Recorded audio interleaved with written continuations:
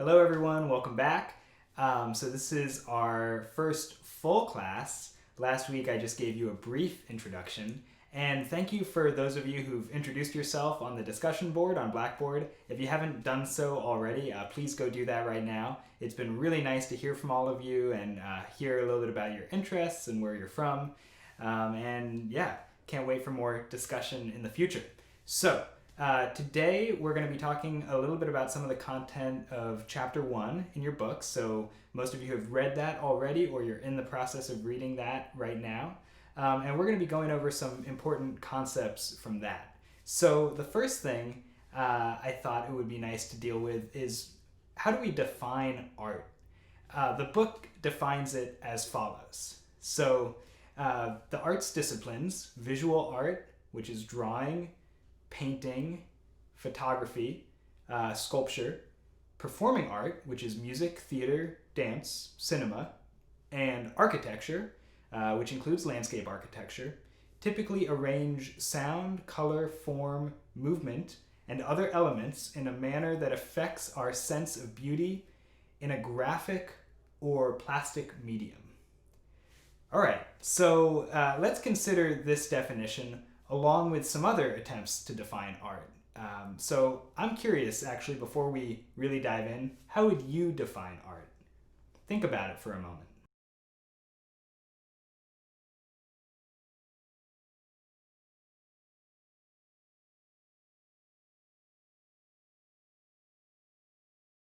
So I'll admit I have trouble with this as well because no one's really ever asked me to define art before. It's kind of just one of those words that you use without thinking about the meaning. So Leo Tolstoy, who's a great Russian author, wrote a book called What is Art? In which he writes, "It is difficult to say what is meant by art, and especially what is good, useful art for the sake of which we might condone such sacrifices as are being offered at its shrine."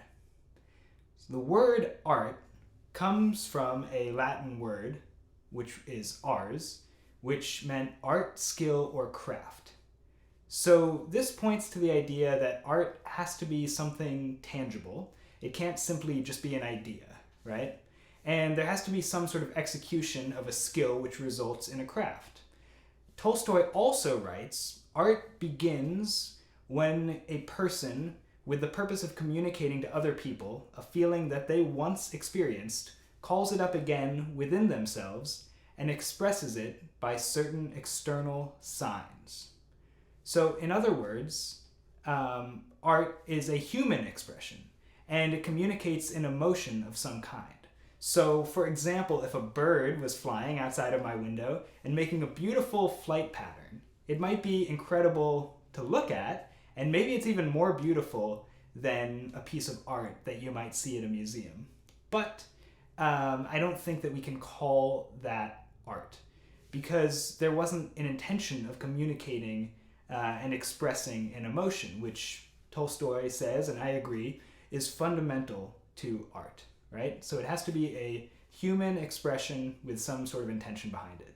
And the question of how to define art is actually a very profound philosophical question. So much so that there's an entire branch of philosophy dealing with that subject, which is called aesthetics, and the book mentions this. So aesthetics is also derived from a Greek word, which is aesthetikos, and that means sense perception. And what this does is aesthetics attempts to define how art affects our senses and emotions. And in modern terms, when we use the word aesthetics, we sort of use it to describe the overall feeling that permeates our senses when we're contemplating some sort of object or work of art. So let's just talk about a couple of familiar aesthetics to get comfortable with this concept. The first one is IKEA. So even if you've never been to an IKEA store, you've probably seen their furniture. It's very popular. When you visit friends or family, maybe they have some of it. And I have some in my room right now. I'll show you later. So there's a certain aesthetic to their stores and their products. So basically, again, how would we describe how the item, the furniture in this case, affects our senses and affects our emotions. So for IKEA, I would describe their aesthetic as clean, simple, functional, modern, and neutral. And the effect is fairly calming, right? It's not distracting. This is not furniture that would be sort of the decorative centerpiece of your room. It's more like a blank canvas, right? You can do what you will with it. So let's contrast that with the aesthetic of the piece of furniture that's in chapter 1 of your book, which is this sort of ornate, decorative, and fancy dresser. And so unlike the straight lines of the IKEA furniture and the flat surfaces, that's usually a feature, on this dresser you wouldn't be able to set down your coffee cup or your textbook, right? It's safe to say that the IKEA dresser and the antique dresser from the textbook are very, very different aesthetics, right? Maybe even we could call them opposite. So let's look at a movie now. Something that most of us would have some familiarity with happens to be one of my favorite movies, which is The Matrix. And part of what I love about this movie is how contrasting and extreme the aesthetics are. So much of this movie feels just cold, dark, and detached. And that's reflected in the colors and the wardrobe, right? So it gives me an initial feeling of hopelessness that sort of connects me to the story and makes me really invested in the characters and their development, right? And in this movie, when we transition in and out of the Matrix, there's large contrasts of aesthetic. And I'm trying to not spoil anything. If you haven't seen it, go see it. Great. So if you've seen the movie, think about how essential the aesthetic was to your experience. And see if you can think of another example of a different movie where the aesthetic plays a very important role in your overall experience. Probably won't be too hard to think of something. Okay, so now, another thing to think about with aesthetics. You and I are in our home, I'm assuming, right? At least for now, while we're taking this class. So, we're surrounded by an aesthetic that we've curated for ourselves. So take a look around you. What do you have up on the wall, right? I've got some pieces of art here. I've got my IKEA shelf here. This is my office area, so it's sort of a workplace. So I like this IKEA furniture. It's not overly distracting. It sort of blends into the walls. So take a look around you. What do you have? Is this a cozy space? Is this a very familiar sort of feeling with posters on the walls? Just consider what your aesthetic is, and think about how in some respects it's kind of nice to be surrounded by your own aesthetic when you contrast that with being at a college campus, where we get to bring a little of our own aesthetic in with the clothing that we're wearing, right? But in general, we're removed from that environment. So enjoy being in your surrounded by your aesthetic right now.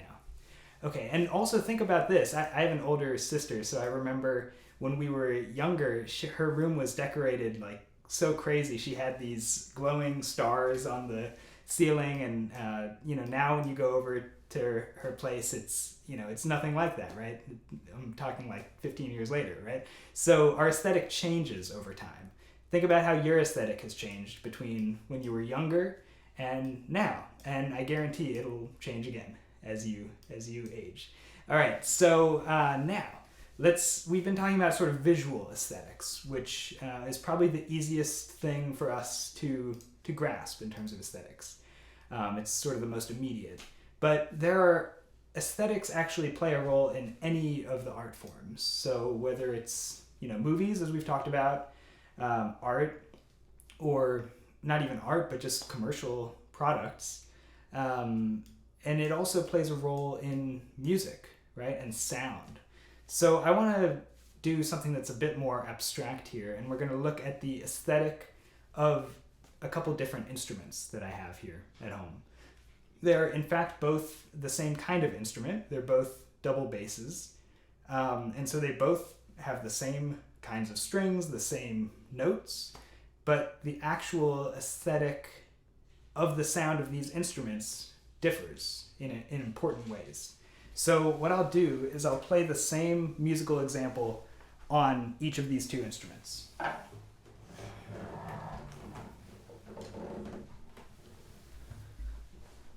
Here's the first one. And so as I'm playing, listen for the quality of the sound and think about how you would describe that sound. Often musicians will borrow adjectives from the visual arts to describe sounds. So, you might say something has a dark sound or a light sound or a bright sound, or something may have a deep sound. So think about what vocabulary you might use to describe these two sounds. And I'll play two things. One short excerpt of a Bach solo suite by Johann Sebastian Bach, and then I'll play a brief little chorus from a jazz standard, Autumn Leaves. So I'm going to do that here on this bass, and I'll do that on my other bass.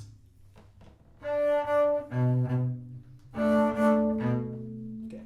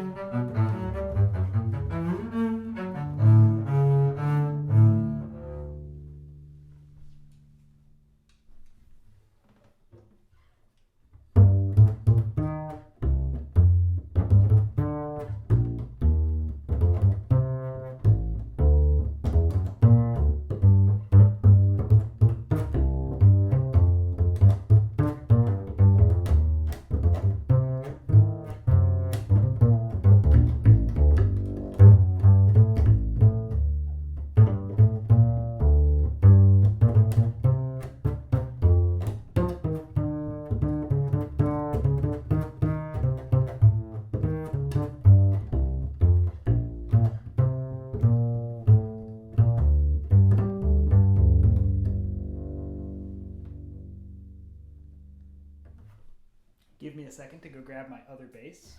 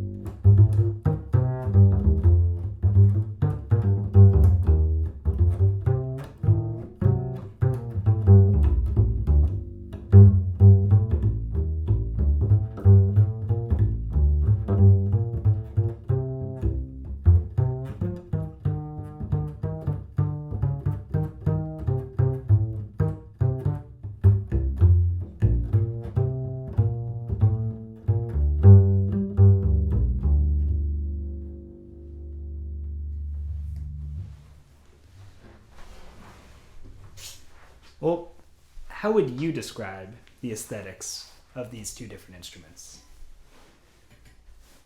Think about it. Probably already been thinking about it. So for me, thinking about these instruments, which I'm familiar with, the first one, I think of that as kind of a brighter sounding instrument. It's got just a little less depth to the sound. And it's very singing. Sort of its natural sound is very vocal. Whereas the second bass, it's very deep, very rich, and it's a slightly fatter sound. It's a bigger sound. So again, these are just different aesthetics. And when we're talking about anything in the realm of art, just like we said last week, we're not really going for I liked it, I didn't like it. The more important thing is what is it communicating to you. So in this case, it's what aesthetic is being communicated. And obviously, I like both of these basses. I just use them for different things, right? That first one is kind of my go-to jazz bass, and if I'm playing in a smaller group, the second one is my go-to orchestra bass when I'm playing with a big group. It gives you that sort of thickness of sound that's helpful in that kind of group. All right, so that's just another example of aesthetics. All right, let's see here. So another question that I want to pose about art, which is why? Why do we create art? Why do we have a desire to consume art? It's a very human thing, right? So this can actually be traced back to communication, just like we've been talking about. And if we think about art, like Tolstoy says, as a form of communication, we can sort of understand how and why art developed the way it did. So you saw in your book this example of a cave painting, right, which was from a cave in France. And this dates back to the Stone Age, the Paleolithic era. Around that time, there was language starting to be developed, but we take this sort of as evidence of a higher level of thinking that was occurring at that time as compared to with the people before that time. Most of the subject matter in these cave paintings are animals, and we know that hunting was extremely important for those people. Clearly, there was a desire and a need to create art back then, just as there is now. And so, when we think about communication and how important it is to us as people, we don't have to think too hard to think of examples in our lifetime of just the way that communication has really accelerated, right, with our current, modern cell phones, social media that didn't exist. When I was your age, we were just emerging from MySpace to Facebook. Wow. So, it's evolving, right? We hadn't even thought about Instagram yet. All that modes of communication are evolving, yet art is still extremely relevant to this day, and the kind of art that we're creating now maybe looks and sounds a little bit different, but it's important to note that just like the book says, that doesn't invalidate older art. It actually just adds to it, right? So the book actually makes a point that I loved, which is new scientific discovery and technology usually displaces the old, but new art does not invalidate earlier human expression, right?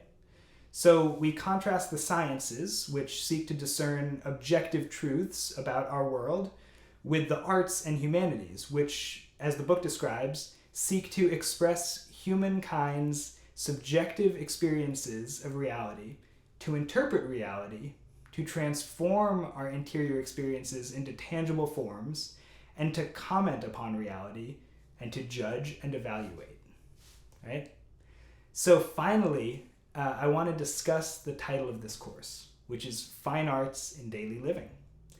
Our text defines fine arts for us as generally meaning painting, sculpture, architecture, music, theater, dance, and cinema, which are prized for their purely aesthetic qualities. So they contrast this with another kind of art, which is applied art. An example of which would be a functional object that has decorative qualities, right? So not something that is there purely for us to admire and interpret its aesthetics, but it actually has another purpose, and it may also have some aesthetic value to us, right? Clothing could maybe be an example, right? Obviously, it has a purpose outside of its aesthetic value, we hope, right? To cover things, but it is we're attracted to the aesthetics of it, clearly. Okay, so let's take a look at a couple things here that I have, and we're gonna play a game: applied art or fine art. Actually, let's start with this one. It's a painting by the artist Andy Warhol. It's from Pittsburgh, Pennsylvania. And this is a screen print of a flower. Now, fine art or applied art? Clearly, this is a painting on a wall, right? It doesn't really serve another purpose. It only serves to satisfy our aesthetic curiosity. So this would be considered, correct, fine art. Now, here's another thing I picked up at a flea market in Miami. It's an instrument shaped like a frog. It is a, what do you call this? It's like a guiro.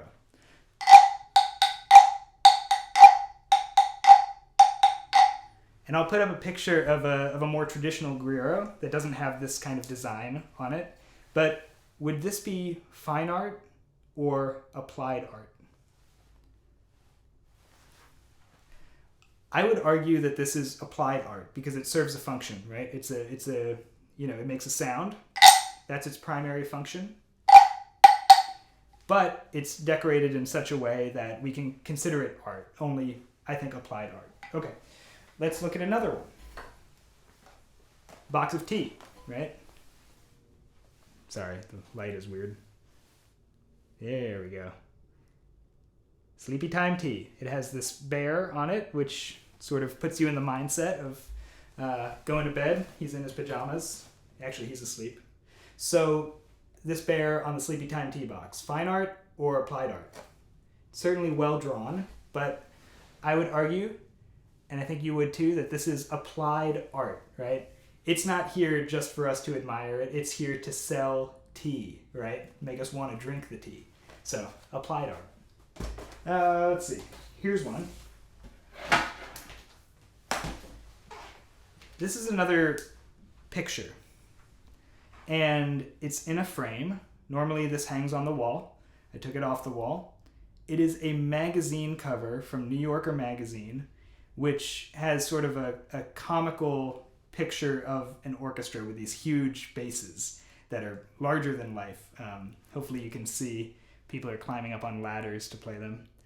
So I put it on the wall because I really like it, really like this art. Would we call this applied art or fine art? Again, it's a magazine cover. All right, so this one falls in a gray area, and I think we could argue that it's both, right?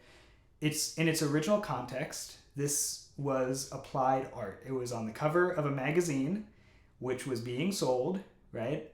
Which had other stuff in it that you would read. Right? So it serves sort of a function. However, I appreciate it as fine art, hence the picture frame and hanging it on the wall, right? So it is both fine art and applied art, but probably with an emphasis on applied art because that's its original context. But I think of it as both. Okay, let's see. All right, enough of the show and tell for now. So hopefully that helps you to start to put things into categories. Maybe take a look again around your room and see what you have that falls into the category of fine art versus applied art. All right, good. Now let's just do a little recap. We're almost done with today's class. We're going to just go over a couple of the important points that we talked about, and I'll try to do this every now and then. These are going to be important points that might show up, and in fact will show up on homework assignments, which are meant to review your knowledge that you've learned over the course of the week. So some of the important things that we talked about today are aesthetics, right? Aesthetics is a branch of philosophy which deals with sense perception, right? And specifically, it attempts to define how art affects our senses and emotions, right? So we used examples from commercial products, we talked about movies and sound to illustrate aesthetics, which again, aesthetics attempt to define how art affects our senses and emotions.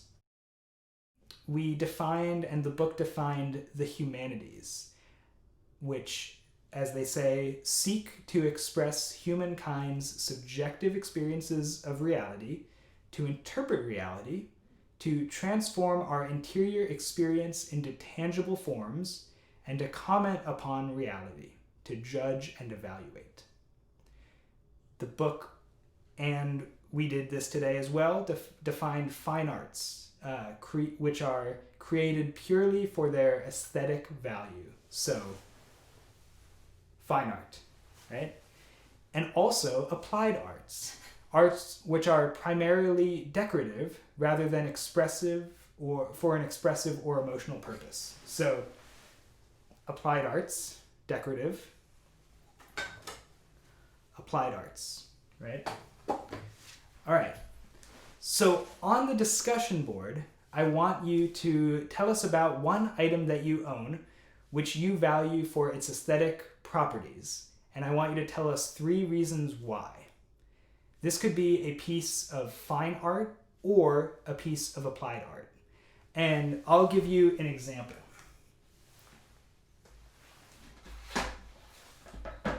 All right, this is a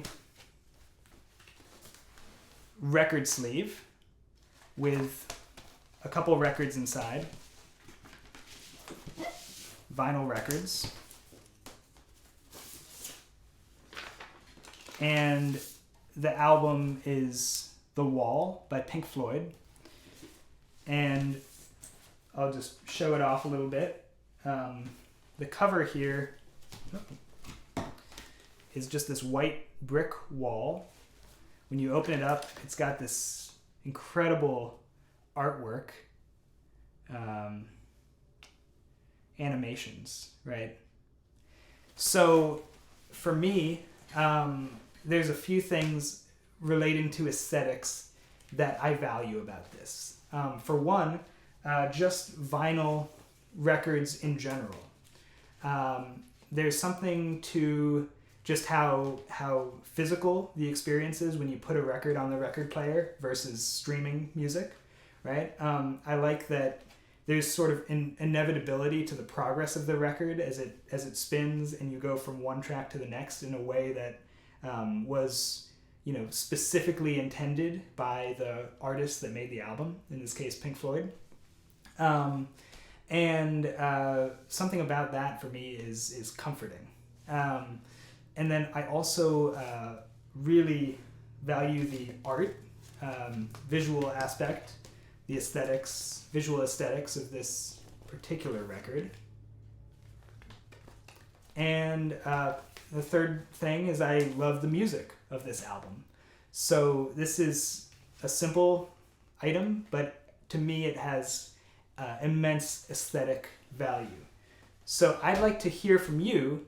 What's one thing that you have which you attach aesthetic value to? And again, it could be fine art, such as a picture, or it could be applied art. Can't wait to hear about it on the discussion board. I really appreciate you using that feature and getting to interact with you there. I think that that's definitely one of the most important parts of this class, so keep doing that. And again, that's where class participation, which makes up 10% of our grade, that's all going to basically be done on that discussion board. So make use of that, but also don't just do it for the grade. Do it, for fun. And this is where you can express yourself and tell us more about you. All right, very good. Thank you so much for watching. It's always great to do this with you, and I can't wait to do more of these classes. So I'll see you again on Wednesday, where we'll be talking more about Chapter 1. And then again on Friday.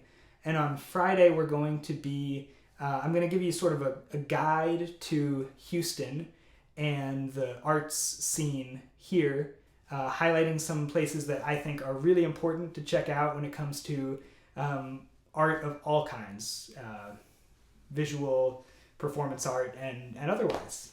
So looking forward to that. That's on Friday. And Wednesday is going to be another class which deals with Chapter 1 and some of the ideas that the book poses. Thank you, and I'll see you in a couple days. Take care.